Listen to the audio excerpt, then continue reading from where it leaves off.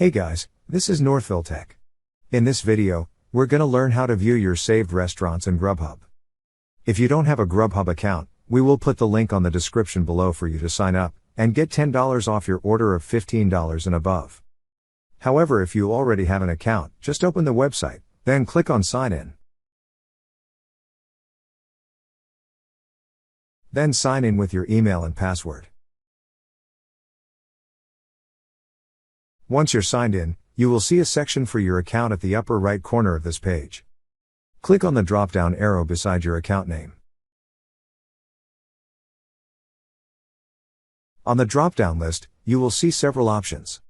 Click on the option that says Saved. There you will see all of your saved restaurants.